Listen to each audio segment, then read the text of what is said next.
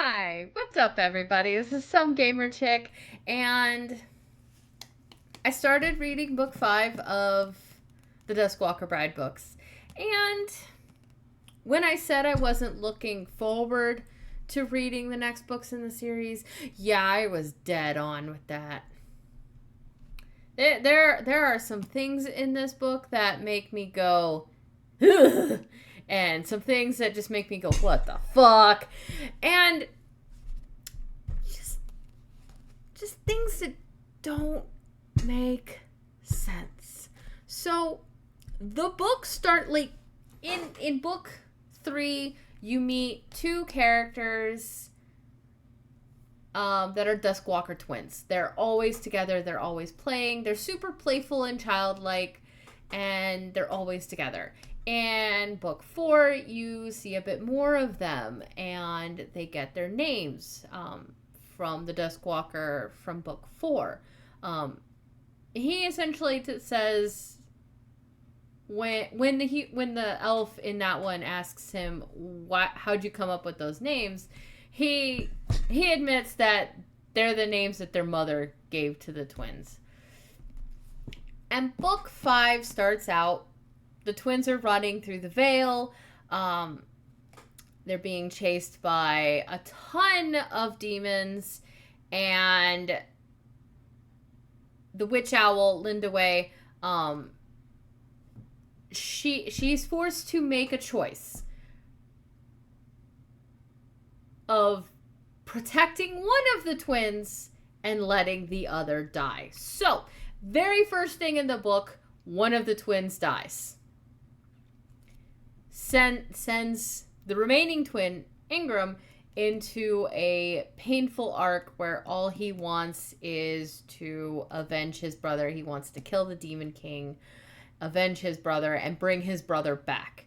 Because in book 3, Mayumi manages to bring Faunus back from the dead. Right? That is the setup for the story. And then we get to her point of view, and it starts out, she's essentially just being used as a cum dumpster by her boyfriend, and I'm guessing it's meant to paint human men as these terrible people, and it's very off-putting, especially after you have a scene with so much emotional pain. I mean, you have someone who's essentially losing their other half, and there is a ton of emotional pain, and then we pivot to a girl allowing herself to be used as a cum dumpster because she's lonely. It's weird. It doesn't stop there. The book has some good points where after that point,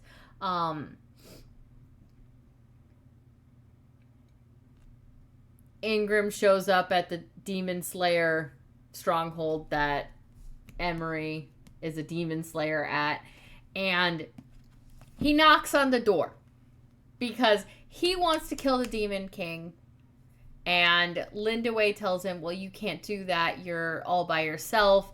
If you go against him, you would need an army. So he goes to the Demon Slayers because in his childlike mind, because he hasn't eaten enough humans for a lot of humanity in him, so he's essentially a child in an adult body. He goes to the Demon Slayers. He knocks on the door, and they attack him because he's a monster to them. So they attack him. He goes into a frenzy. He eats more people. And I need you to stop this. It hurts. But he eats more people. He gets a bit more humanity. See? This is... He was doing this kind of stuff into my thigh and it was hurting. But he gets a little bit more humanity, and cool, awesome. Let's go. Let's get him some more humanity. Let him get smarter. But he gets trapped. He gets captured by the demon slayers, and she essentially is the one that captures him because of how she kind of just trusses him up with enchanted rope. And the demon slayers torture him. I mean, it is torture to be strapped to a table and dissected while you're still alive. That is torture. That is very torturous.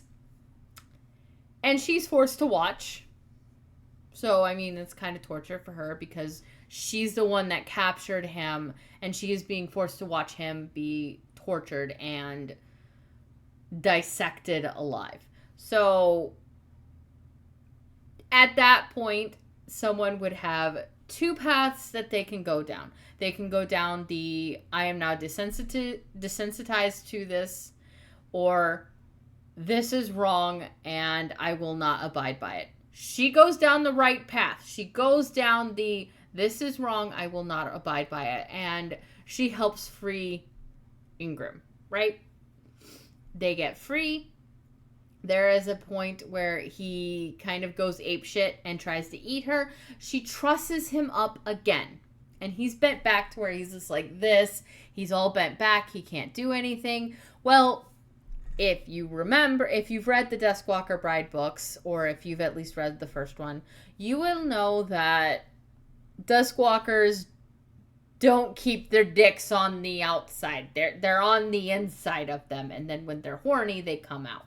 Well, he's trussed up in a way that I guess what Opal Rain was going for is he's trussed up in a way that his dick just kind of falls out because of how he's bent. And he calms down from the blood rage.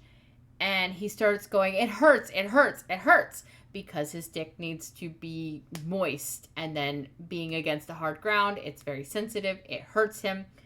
And Emery is looking for what's hurting him. And she sees that he has a dick. And it's plopped out. It's against the ground. And it's causing him pain. And this is where, as a writer, if I was writing this scene, I would have had her go, okay, don't eat me, and then untie him. So he can unbend and it can go back in. That is what I would have done as an author. Opal Rain has her jerk him off and then have a panic attack.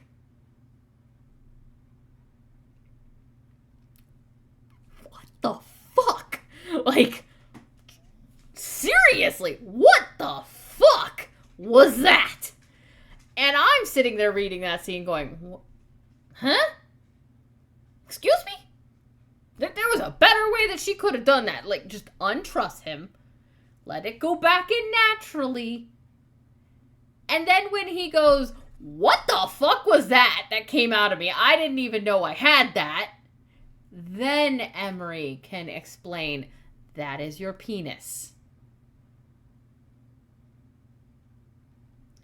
And now she essentially has to, his questions aren't just, what the fuck was that came out of me? It's, what was that came out of me, and why did it feel so good when you touched it?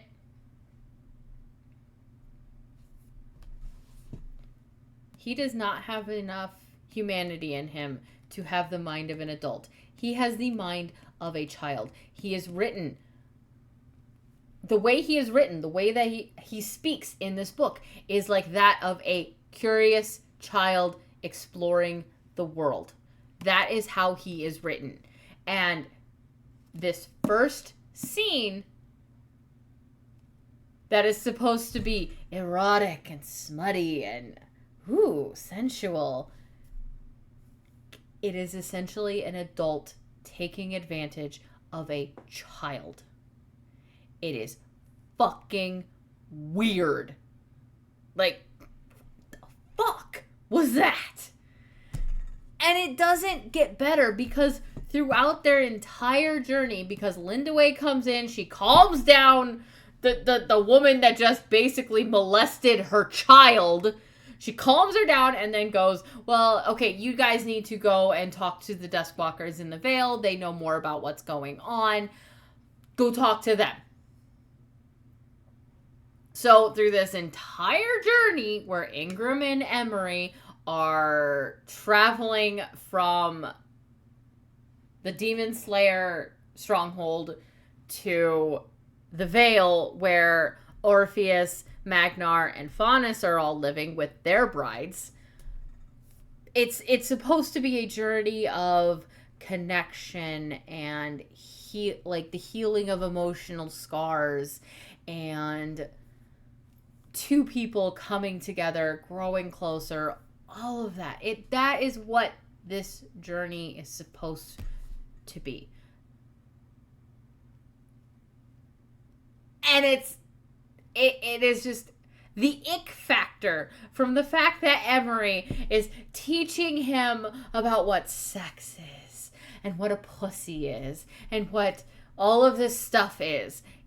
It is just unnerving and makes you go, ugh, because it is portrayed as this fantastical journey of two people coming together for emotional healing, and then they get to the Duskwalkers there, and it doesn't get any fucking better, because all of the women are, we want to go kill the Demon King, and finally a Duskwalker has the balls to go kill the Demon King, and their Duskwalker mates, which the Duskwalkers are supposed to be near indestructible,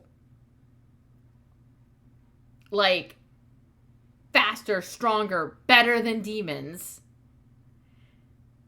No, we don't want to go fight him because we don't want to lose our brides. We don't want to watch our brides get hurt. We're not going to go do it. They're emasculated, essentially. And the brides are like, well, we want to go fight him. If we go fight him without you, there's no risk to us. If our physical bodies die, we just come right back to you. There's no issue. And the Duskwalkers are like, well, we don't want to see you get hurt. And if we die, you die. Okay? Like, at that point, they're talking about sending a regular human and 3 phantoms and 1 Duskwalker to go fight the guy that can, like, teleport around a room. And an army of demons.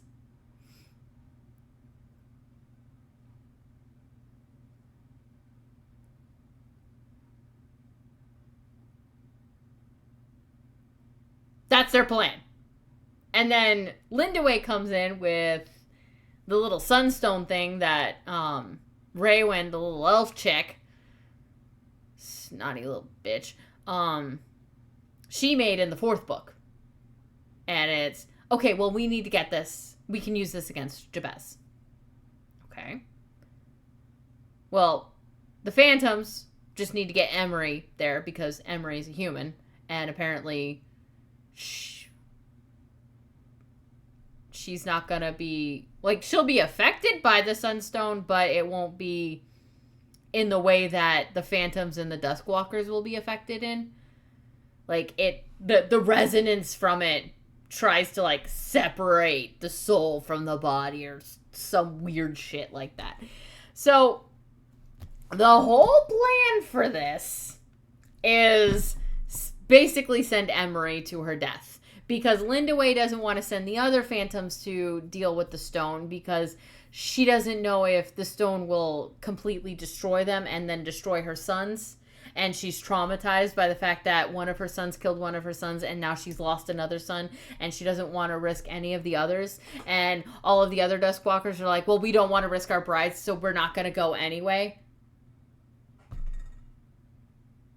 And it turns into this just whole girl boss bullshit. And I'm just sitting there like, I don't want, when I'm reading a romance and there is stakes like this in the romance. I don't want to read about the girl boss basically emasculating the man. I don't want to read that. Call me crazy, but from a story writer's viewpoint, it makes more sense that all of the Duskwalkers looking at the situation look at it as there's other Duskwalkers out there that are probably going to find their own brides and want to make their own families. Fyodor, Magnar and Delora's child, out there all alone. You actually meet her in this because these two run into her.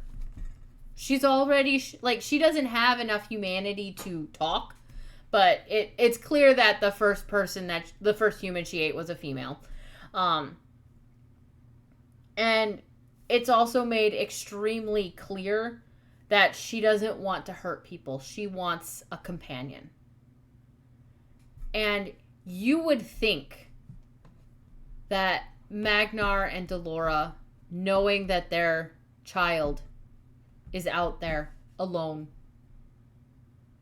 and Jabez wants to kill all of the Mavka and the Mavka Duskwalkers, they wouldn't look at it. Magnar wouldn't look at it as, I don't want my human to get hurt, so I'm going to stay behind. It would make more sense that Magnar would look at it as, this isn't just about me and Delora. This is about our child too. And we want to make a safer place for that child. So it would make more sense that Magnar and Delora would go, we do this as a team. Faunus and Mayumi. I still hate fucking Mayumi. She does not make herself look better in this book. But they have 3 little baby Duskwalkers. 2 that are born, 1 that's on the way. It would make sense that they would also look at it as, we're not fighting to make ourselves safe. We're fighting to make them safe. And we do this together. It would make more sense. And then Orpheus and Rhea. They don't have any baby Duskwalkers, but they want baby Duskwalkers. So, and it's already been written that they will fight together. That's how the first book ended. They were fighting together.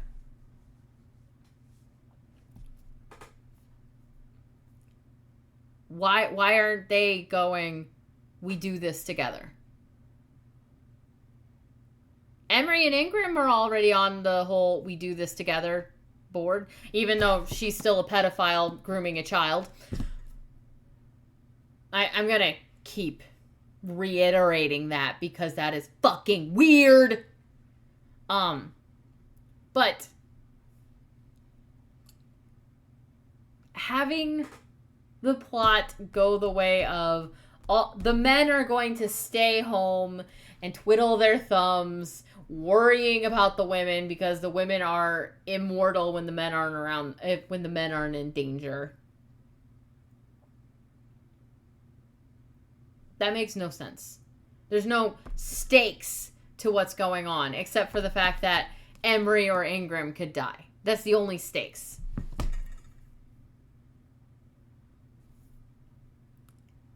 It's not a good setup. Because if Opal Rain had written it to where the 2 Duskwalkers that are fathers went, we're not just doing this to protect ourselves, we're doing this to protect our children. And got on board with going with. Because, I mean, the Duskwalkers are essentially weapons. They're faster, stronger, more resilient than the demons. The demons die easier than the Duskwalkers. So it makes sense that the more the merrier, the better chance of winning. But no, the Duskwalkers are just gonna sit back while their women do everything. because empowerment, I guess. Girl bosses rule. That kind of bullshit. It would make sense that Orpheus, having seen Rhea die in the first book, it would make sense that he would be more reluctant to go. Because he's already faced Jabez. Jabez has already killed Rhea once. It would make sense that he is more willing. He's not as willing to go.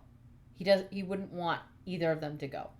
And then the plot could essentially go with everybody else trying to convince Orpheus that this is how we make the future safe.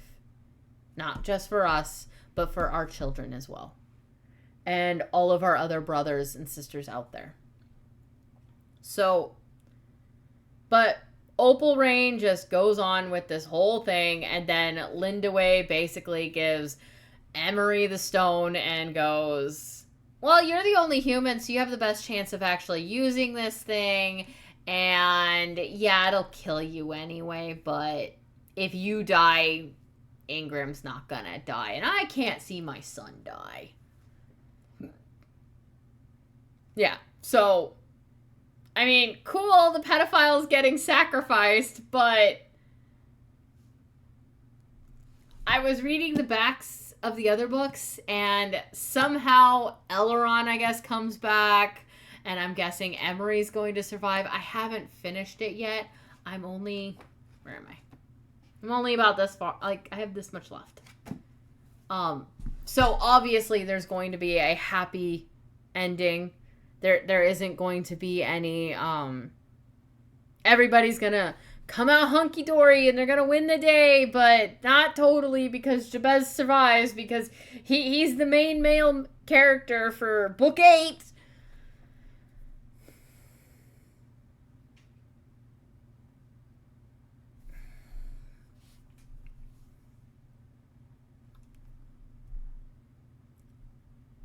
The series had so much fucking potential. The first 2 books were awesome. There was nuance to it. It was good. Got a little repetitive with Orpheus's mopiness, but it was okay. I didn't mind it. Good. Magnar and Delora did toe the line between with Magnar not having as much humanity as the other Duskwalkers, and Delora kind of having to explain things to him. But Magnar grew. There hasn't been much growing with Ingram in this one. He's pretty much just stayed the childlike, ooh, what's this? Holding up a strawberry. Yeah.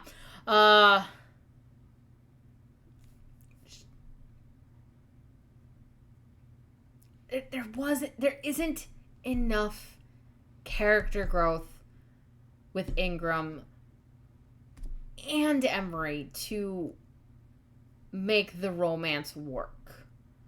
It feels more like a predator abusing a child.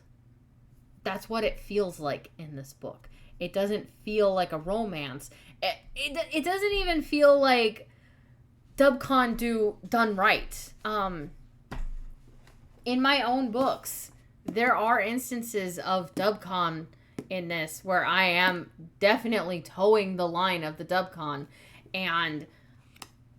but I have the characters learn and grow from the experiences. I mean, in Dom Pearson's alone, the first time Kage and Kieran interact, it's not good. It really isn't. But by the end of the book, Kage has a better understanding of boundaries and what is socially acceptable and all of that. And he's learning and he's navigating it. And Kieran is being patient and going, because the first time they meet, Kage essentially gives Kieran a blowjob because he's trying to be all, you saved me, here's a gift. Like, he doesn't understand that probably not a good idea to do that. And Kieran tries to tell him no, but at the same time, Kieran realizes that Kage is an incubus. He needs it more than Kieran needs to be faithful to his girlfriend. There's another part shortly after where Kage decides he wants to have sex with Kieran. And Kieran goes, no, let's get some actual food in you. Maybe I won't look so tasty.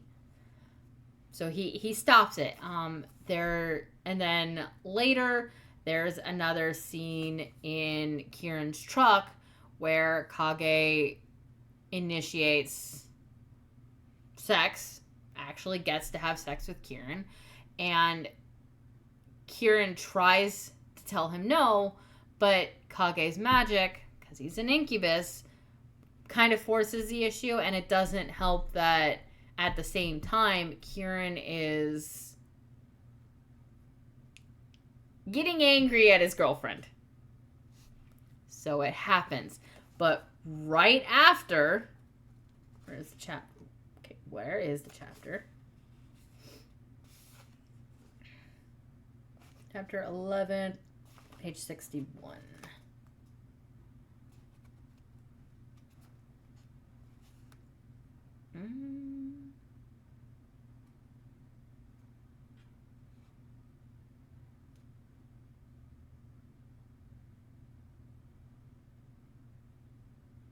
Okay, so this is the end of the spicy scene. Kage's fangs dug deep into Kieran's neck, and hot wetness covered his chest as Kage's entrance clamped hard around Kieran's hard cock. His eyes rolled back, and he slammed his magic into Kage, mingling them as his balls emptied themselves deep inside the incubus. Color bled from his sight just before his eyes rolled back in pleasure. They were panting together when Kieran's phone ringing disturbed the peace. He answered it without looking at the screen or Kage. Kieran Ursine, he answered, looking at the ceiling. Ursine, you ready to go Dompier hunting, or is the mama's boy still with his mommy? Maverick asked. I'm ready to go looking for the missing Dompiers. Where are we meeting? I'll come get you. Where are you?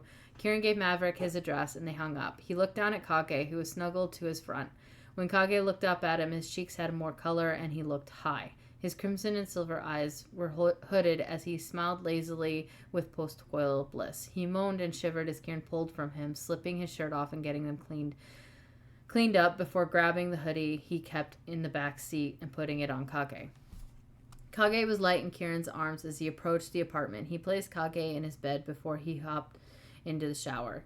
There was a knock on the door as Kieran got out of the shower, and he checked the peephole before opening the door for Maverick. Needed a shower? Maverick asked, looking around the small apartment. He was in his police uniform, complete with a utility belt, sidearm, and a bulletproof vest. The vest seemed redundant to Kieran, since badger shifters were known to be bulletproof when shifted to their half or full beast forms. Yeah, let me get dressed, Kieran said, entering his room and dressing quickly. He stopped in Kage's room when he was dressed and armed with his revolver. The incubus was curled up in his new blankets with a happy smile as he snored softly. Kieran sat beside him on the bed, gently shaking his shoulder. Kage snuggled close to Kieran, opening his eyes and yawning. Sleepy, he mumbled lightly. I bet, a full belly, and you got a deep feed of lust and blood. Kieran said gently, I need to go somewhere for a while. You need to stay in the apartment until I get back. He pulled out his phone and showed Kage how to unlock it and call the dancing pig if he needed anything. This button here, Kieran said, indicating a button on the side, will call my CGH directly. Only push it in an emergency. Where are you going? Kage asked. I have to go help police find some people. Like you found me? Yeah, like how I found you. Kage frowned and looked around his room before looking up at Kieran. Will I have to share my room? You? He asked, a tiny thread of jealousy creeping into his voice. Kieran patted his head and smiled. No, your situation is different. They have families that are waiting for them to come home. I'm going to help them come home. Crimson and silver eyes brightened happily, and Kage sat up, throwing his arms around Kieran. He patted the incubus's back lightly. I'm going to have to talk to him about what happened in the truck, he thought. There's dubious consent with how Kage essentially used his magic to get Kieran to have sex with him. And Kieran feels remorseful because A, he had sex with someone who probably didn't fully understand what he was doing, and B, he cheated on his girlfriend in the process. And I further drive home that fact when you get to chapter 15, page 79.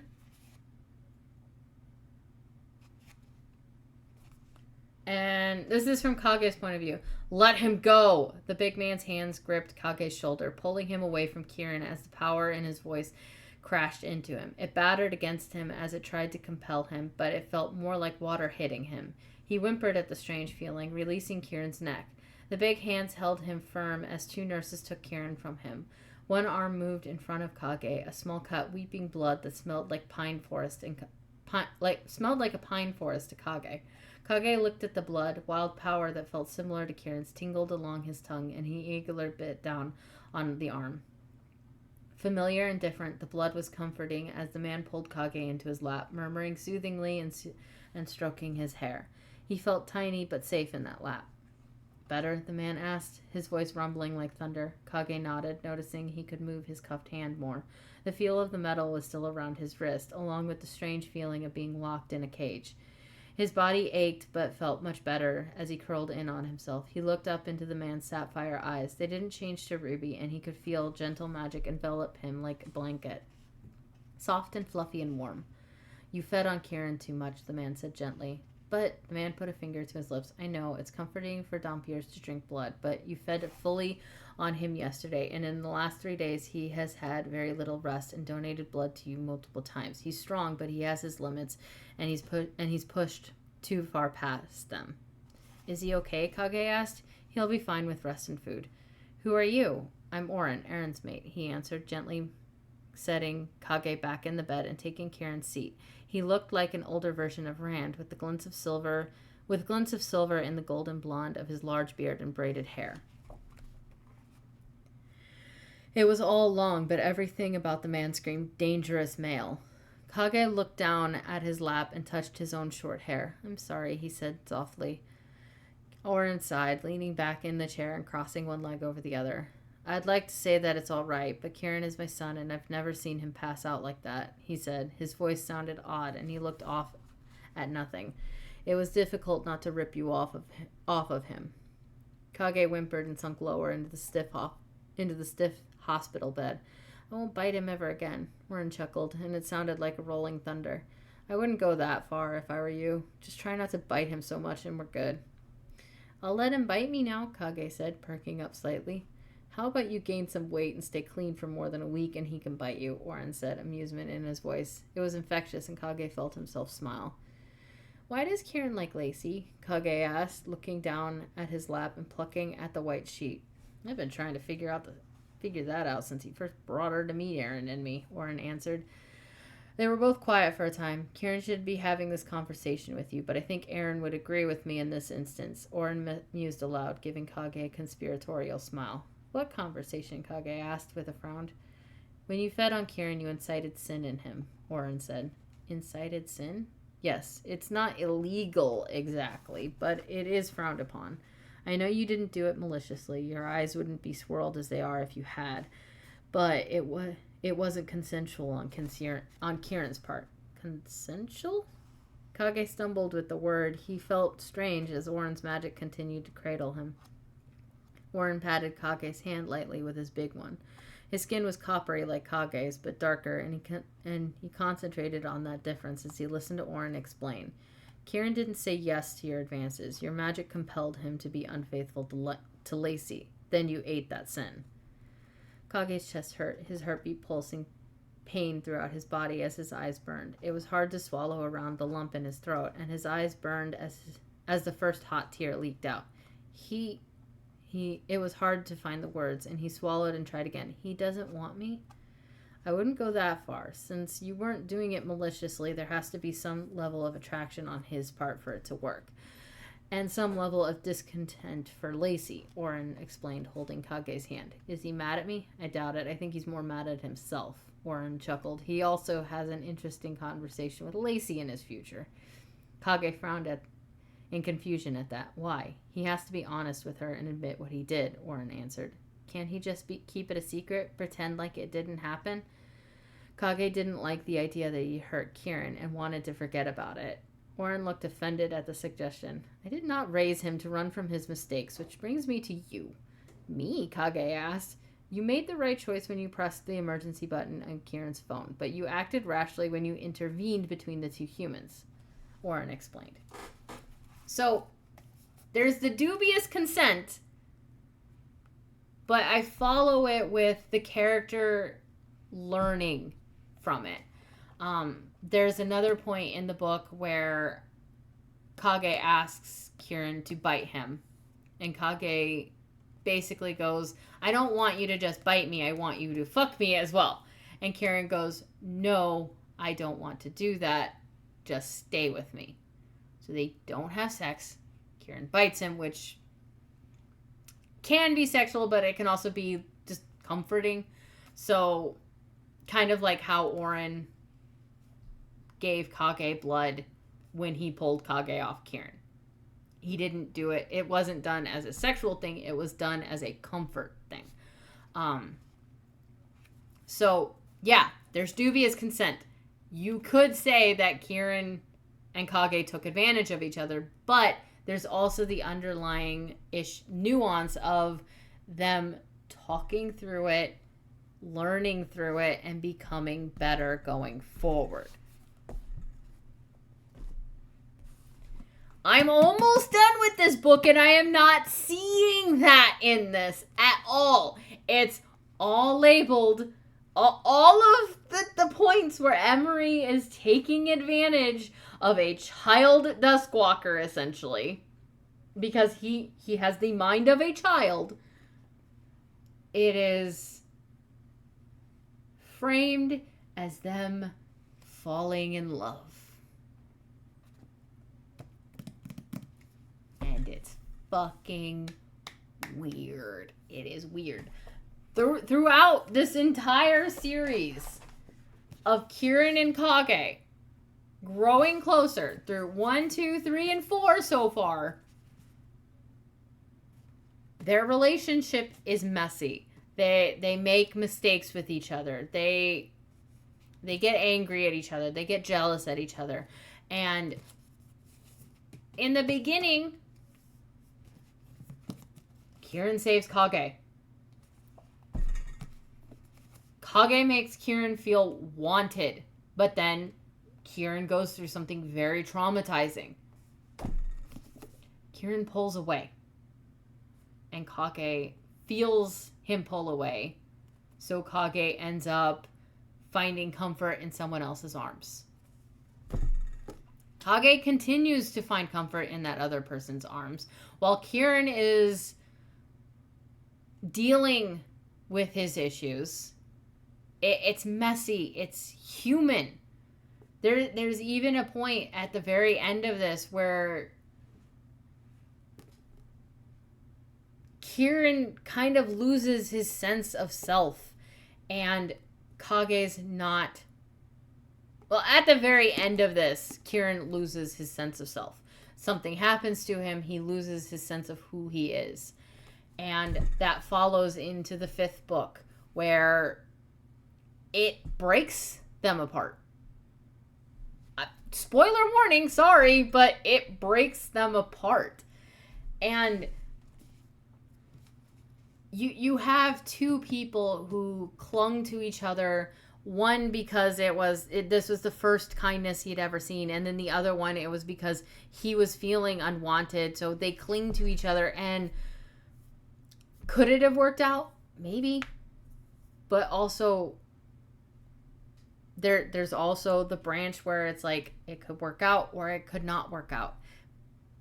But if it doesn't work out, what do they learn from it going forward into future relationships? And then the entire series, it has all of these people with all of this trauma, and the sex is meant to be healing. And it's used as titillating. And hey, look how much these characters love each other. And there's a scene where Kieran and Kage have sex in this, and it's not done as look at how much they love each other. It's done as Kieran is emotionally raw. He just needs connection. That's what he needs.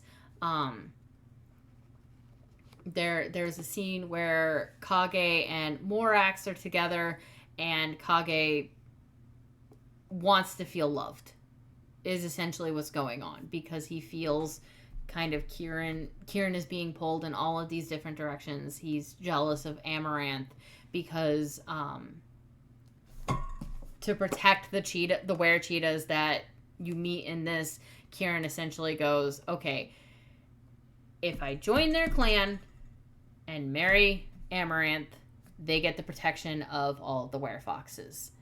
They also get the protection of the werebears because I am the son of the ruling family. So he's looking at it as, I'm doing this to protect them. Amaranth is someone that he's known for years and years and years, and she has essentially said, I'm gonna marry you when I grow up. And it gets a little weird because there is the age difference between them, because there's a 4-year age gap between them, and Kieran is 21 in this book. But they never do anything. I do not have them doing anything. She wants it. He keeps going, no, I'm not a creep. No. That is how I write it, because that is kind of how I would feel in that situation too. But Kage's feeling jealous about that. He doesn't want to share Kieran. So he starts forming the relationship with Morax. Morax is basically has been ordered by his he's a Dhampir, and he's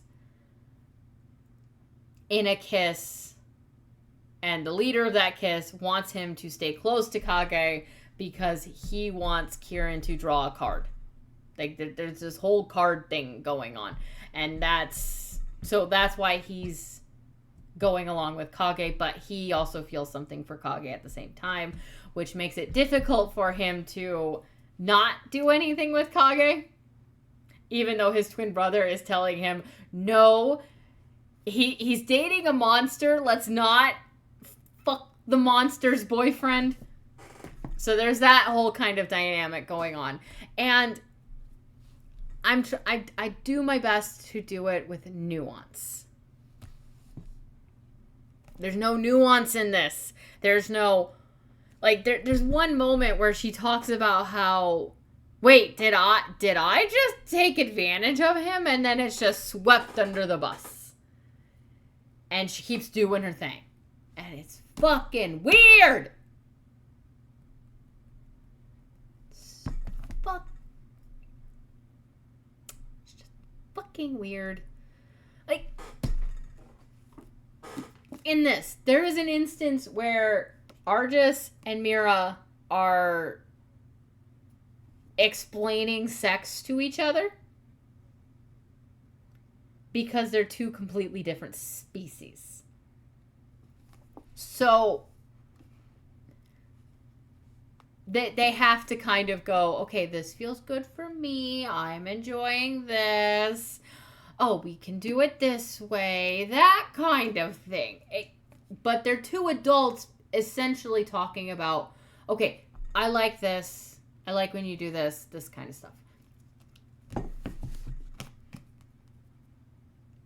It's not that way in this. It is literally her explaining what sex is to him. It's not like how it is with them where it's, oh, well, my people do sex this way.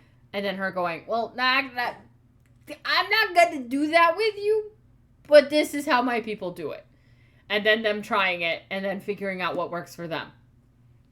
Like, totally different versus you have a penis That is what came out of you. When I touch it, it feels good.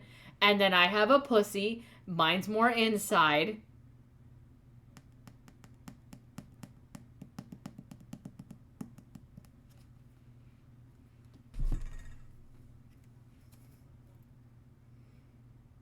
It's ick. It's very ick. Very, very ick. Oh God, it's almost... I would put this on level of ick level as fucking Onision's writing. I haven't even read that shit. I don't want to read that shit, but I've watched reviews on that shit. It's bad. But I have been rambling for over an hour about this. This is actually the second attempt at the video. The first attempt, my mic wasn't picking up. So yeah, that was fun. So I've had to relive this war. I will try to finish this book, and I will try to read the other books. But this book, yeah, I am not looking forward to the other books. I'm really not. No. Especially since, like, the 8th book has Jabez, who's a couple 100 years old. And then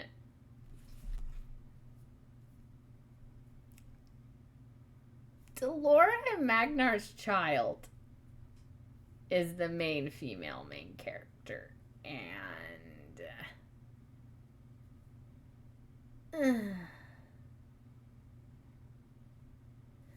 I'm not looking forward to that one.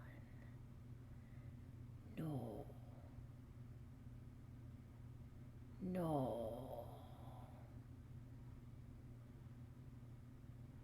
But if you enjoyed the reading of my books, I will leave a link in the description so you can actually check them out for yourself.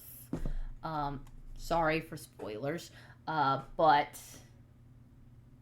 I needed to show you guys that you can write dubious consent and still have good storytelling from it, because this isn't dubious consent. This is just non-consent. This is straight up statutory rape at this point. And I stand by that. This is a book of statutory rape. But I'm going to end this here. I hope you guys enjoyed this video. Like, comment, subscribe.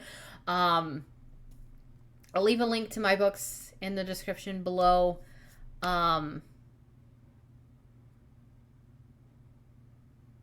Normally, I think trigger warnings are the worst things to put, but if you've gotten this far, you understand why I put that trigger warning in the beginning. So, yeah. Anyway, I hope you guys have a lovely day, and I will catch you guys in the next one. Bye!